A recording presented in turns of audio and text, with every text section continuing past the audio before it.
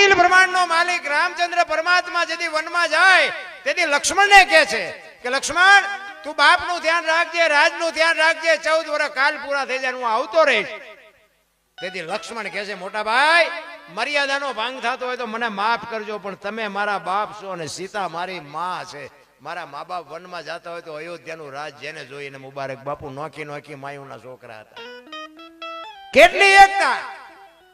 શું આપણે ભાઈઓની વાત કરી તોય બાપુ મહાપુરુષો કે ભાઈ ભરત જેવા હોય લક્ષ્મણ નો હાલે. બાપુ લક્ષ્મણ ઉપર ચોકડી મારી દીધી. બહુ વિચારવા જેવી રામાયણ છે ને. રામાયણ એક આપણો બાપુ ગુડ ગ્રંથ છે. આ તો દુનિયાએ ઊંધી ચિતરી નાખી છે. રામાયણ બાપુ ધારે એવું છે. તમે જો સીતાજી કે લક્ષ્મણ રેખા ઓળંગી ગયા અને હરણ થયું બધાને ખબર હે ને. તો હું એમ કઉ છું કે સીતાજીમાં શક્તિ જ નહોતી તે રાવણ ઉપાડી જાય. અગ્નિનો ગોળો હતો મારા રામ, મિથિલા નરેશની દીકરી. એક દ્રષ્ટિ જો રાવણ ઉપર પડે ને રાવણની રાખ આ દુનિયામાં ન પડે. પણ તમને અને મને આ બાપુ આ દીકરીઓ છે ને એના માટે કેળો બનાવ્યો કે જે બાપુ લક્ષ્મણ રેખા ટપી જાય ને એનું આ દુનિયામાં હરણ જ થાય. બાપુ દીકરી હોય, બાપ હોય કે માં હોય, એક લક્ષ્મણ રેખા ઓળંગી જાય. તમે વ્યામમાં ન રહેતા કે રાવણ મરી ગયા ગામો કાયમ છે. આ સત્ય કહું છું. એટલે બેનું દીકરીને તો હું ખાસ કહું છું કે તમે ધારો એટલી બધી દુનિયા હારી નથી. તમે કોઈના વિશ્વાસે ન રહેતા ને કે બાપુ રાવણ તો અત્યારે હાથ નાખો ને હાથમાં આવે એટલા પડ્યા છે. સત્ય કહું રામાયણ ને મેં કીધું રામચંદ્ર પરમાત્મા કે ઓલા હોનાના હરણ ને મારવા ગયા કે આવે ને રામાયણમાં હોનાના હણિયા હોય. આ આવ્યું હોય ને તો આપણે હોત એમ કે હોનાના ધણિયા નહીં હતા હોય. ત્યાં રામને નહીં ખબર પડી હોય. ત્યાં રામ પાત્ર સીતાજીએ કીધું વાતા થઈ ગયા. રામાયણ નો બાપુ ખુલાસો જ નથી કરતું કોઈ.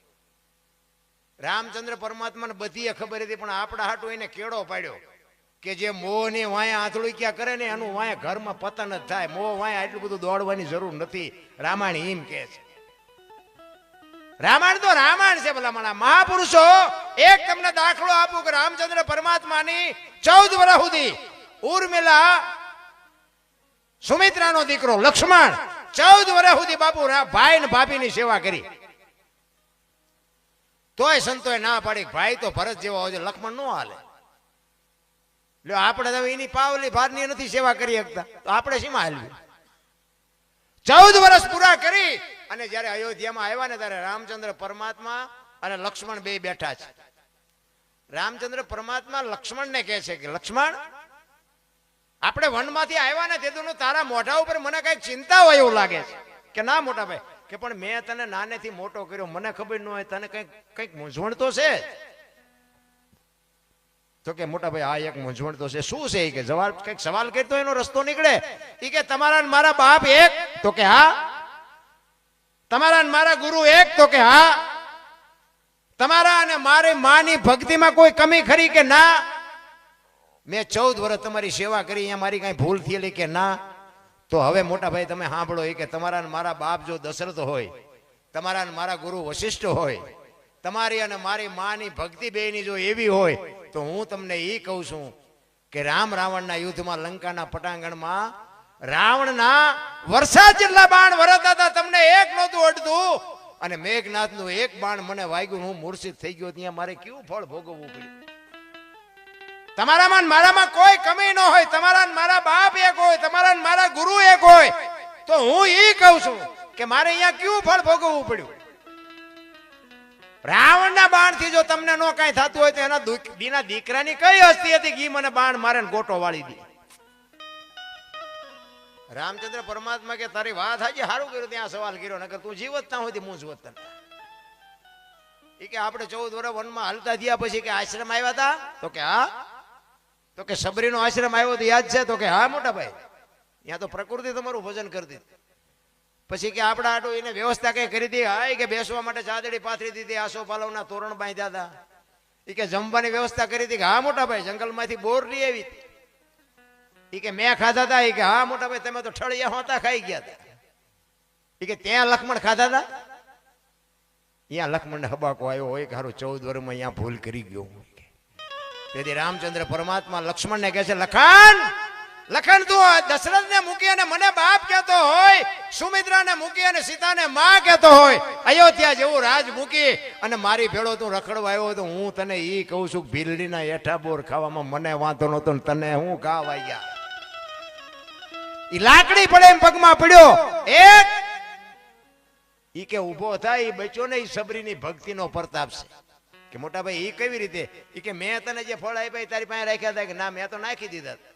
ઈ તે જે ફળને નાખ્યા ને એને પક્ષીઓ લઈ જઈને દ્રોણાચલ પર્વત ઉપર જઈને ખાધા હતા, અને ત્યાં એનું બિયારણ વેરાણું હતું, ત્યાં સંજીવની ઉગી હતી. અને સુસેન નામના વૈદ્ય કીધું હતું કે દ્રોણાચલ પર્વત ઉપરથી સંજીવની લઈ આવીને આના મોઢામાં ટીપા પાડો ને તો આ બચે. ઈ સબરીની ભક્તિનો પ્રતાપ. વાવો ચેક બીજે ઉગે ચેક બીજે, એને ભજન કહેવાય. વાવવું જ નથી પછી ઉગવાનું ક્યાં હતું? અરે તમે જોવો તો માણાને મારી નાખવા, કોકનું પડાવી લેવું, કોકનું ઉપાડી જવું. અત્યારે મોબાઈલના માધ્યમથી અમુક બેંકના ખાતા ધોળા કરી નાખે. બોલો એટલે પણ એ મહેનત કરો, મહેનત તમારી પેઢીનું પૂરું થઈ જાય. તમે જુઓ તો આમ માણાને માથે ધણી જ નથી. મારા રામ આ બધા ધણી વગરના ઢોર જેવી જિંદગી થઈ જાય. નાથ મોરડો કાઢ નાખો પડતી ને એટલે ક્યાં જનું પોરે એનું કઈ નક્કી ખરું? અત્યારે 80% પરજા એવી નાથ મોરડા વગરની થઈ જાય, કાંઈ સહેજ નહીં. કે ચા ઉભા રહે છે કઈ નક્કી નથી. ને કે મને તો એમ થાય કે મારા બાપ જીવે એવું આવ્યું. અત્યારે કાંઈ ઘટતું નથી. તમારે દિલ્હી ને કલકત્તા જઈને હાજે ઘરે આવવું હોય ઘરે અવાય એવું છે. પણ તમે જેની પાસે જાઓ ને અમારી પાસે કઈ છે નહીં, અમારી મરો કઈ ન હોય તો હું જોવે છે તમારે એ નથી ખબર પડતી. એમાં ગામડામાં કઈ કઈ ઠીક, ઓલા શહેરમાં તો બિચારા ઓલા માગણ આવે ને, એ બાબા કઈ દો એ બધા કે આગળ જાવ આગળ, ઓલા આગળ ઠેઠ સુધી તારા જેવા જ છે, એક બટકો રોટલો દે. પણ ખબર જ નથી ભૂખની. ભલામણ ભૂખની ખબર હોય, પૈસાની પથારીઓમાં જે મોટા થયા છે એને જાણે બાપુ આ બાપને રૂપિયાના જે ગળથોલિયા ખાતા હોય એને ભૂખની ખબર હોય. કોઈને ભીખ માગવી ન ગમે રામ. બાકી તો ઈશ્વર તરાજવું લઈને જ બેઠો. આ ઝૂંપડામાં જુઓ તમે, ઝૂંપડામાં કોઈ દી બાપુ કઈ રોગ થાય ન થાય? ભગવાનને ખબર છે આની પાસે 18 રૂપિયા રિપોર્ટના હોવા જોઈએ ને ભલામણ, કોઈ દી ન થાય. અને આ પૈસા વાળા છે અહીંયા 8 દી 8 દી બીપી મપાવે. એને ડોક્ટર એક જ વાત કરે, દાળ ભાત સિવાય ખાતું કઈ ખાતું મર્યો. હવે આ પૈસા શું કરવાનું તમે કહો તો ખરા. પાછા હું અત્યારે બધા ઘણા એમ કે અત્યારે બધું દવા વાળું થઈ ગયું, અત્યારે આમ થઈ ગયું. તો ઝૂંપડામાં રહ્યા એમની દુકાન શું નાખીએ? આપણે જે દુકાન લઈએ એ જ દુકાન થી ઉડાઈ નથી લેતા. પણ એ પ્રકૃતિ હારે જીવે છે. જો આપણું આ એસી ને ફ્રીજ ને આ બધું જે છે ને વિજ્ઞાન છે ને, ઝૂંપડા વાળા પાસે કઈ નથી. ખાટલો નથી, પંખો નથી, ગાડલું નથી, એસી નથી, બારણા નથી, બારીયું નથી, કાંઈ નથી. પ્રકૃતિ હારે સીધા જીવે છે અને એને કોઈ રોગ થાય જ નહીં. હું તો તમને કહું છું, સોમાં થોડા ઘણા પલ્લો, શિયાળામાં થોડા ઘણા ટાઈટ ખાઓ, ઉનાળામાં તડકો ખાઓ તો જ તમારા શરીરનું લેવલ રહે. આ તો હજી વરસાદની તૈયારી ન હોય ત્યાં રેનકોટ ને છત્રીઓ ને બત્રીઓ સાંટો નથી પડવા દેતા. બોલો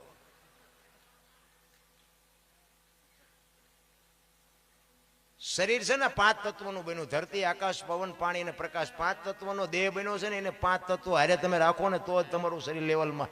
આ વિજ્ઞાન આવ્યું પછી જ રોગ આવ્યા. આ તમે તો તમને આ મોટા વડીલો બેઠા એને ખ્યાલ હોય, પેલા ખેતી કરતા, બળદિયાની ખેતી હતી. વાવણીનો ટાઈમ હોય અને તલાવડામાં બળદિયાને પાણી પાવા જાય, આઈન પર બળદિયા પીતા હોય ને વચ્ચે ખેડૂ પીતો. કોઈ દી રોગ થયો હોય મન કહો. આ વિજ્ઞાન કે ફ્રીજ નું પીન, ફિલ્ટર નું પીન મર. અરે ડોબા ભેગું પીતા હતા. ડોબા પીવે ને માણા પીવે. આવળના બાવળના બધા બાપુ દાંતણ કરતા હતા.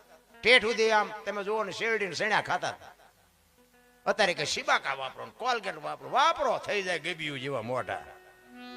વિજ્ઞાન બાપુ, વિજ્ઞાનને માનું છું, મારે માનવું પડે. મારા ઘરમાં આ બધું રાખવું જ પડે, નકર તો દુનિયા મને કે ગારો લોભ્યો.